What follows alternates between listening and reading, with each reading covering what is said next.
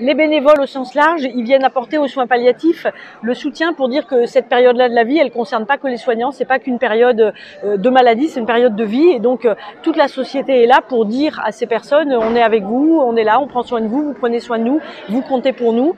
Et les petits frères des pauvres, je trouve plus spécifiquement dans la diversité de leurs accompagnements et des populations qui sont soutenues, ils viennent dire aussi que ça s'adresse vraiment à tous et puis mettre un petit peu d'air et une façon de penser un peu différente. Et je trouve que c'est infiniment précieux, donc merci beaucoup. Ils apportent énormément parce que je sais que voilà, ils accompagnent les personnes après 50 ans jusqu'au bout. Et ça, c'est un compagnonnage qui est tellement important. Égoïstement parlant, pour nous, bénévoles de différentes petites assos, moi je suis avec une asso qui s'appelle Alliance 47, qui est relativement modeste en termes de fédération par rapport à d'autres grosses... Mais les petits frères des pauvres ont tel rayonnement national et même au Québec. Je suis allée au Québec et j'ai rencontré les petits frères là-bas. Donc, cette image nationale de savoir que vous êtes engagés aussi là-dedans, ça peut que rejaillir sur tout le bénévolat d'accompagnement en France. Moi, j'ai un souvenir très précis d'un bénévole qui avait emmené une patiente on va dire atypique, blessée par la vie et qu'il avait emmené faire des soldes et boire des cafés en terrasse. Et cette dame nous en a reparlé avec des yeux émerveillés pendant tout le temps qui lui a resté, soit peut-être une grosse semaine. Et en fait, elle avait adoré faire les soldes, elle avait mis ses nouvelles tenues tous les jours. Et on se dit, ça personne d'autre ne peut le faire. Nous, les soignants, on n'est pas là pour ça.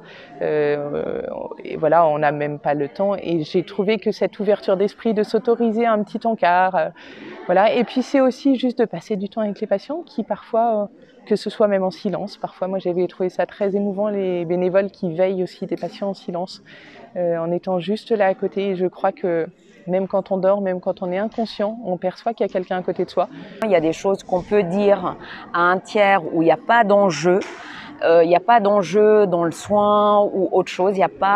On n'est pas rédévable. Ça va être une visite à qui on va confier des choses qu'on ne va pas dire à sa famille, qu'on ne va pas dire aux soignants parce que voilà, ça s'y prête pas et ça permet d'avoir un lieu, une personne en face à qui on peut déposer des choses.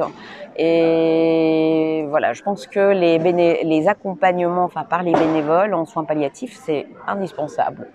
Alors les bénévoles en général, et les petits frères des pauvres plus particulièrement, par leur présence, font entrer la vie civile dans les hôpitaux, puisque les patients ne voient que des soignants. Les patients n'ont pas le choix non plus. Ils sont obligés de dire oui au médecin, oui à l'infirmière, oui au cadre. Et les bénévoles, ne serait-ce que leur présence, ça permet aussi aux patients de dire non par rapport à l'accompagnement. Et c'est la vie civile, c'est-à-dire que c'est la vie de tous les jours.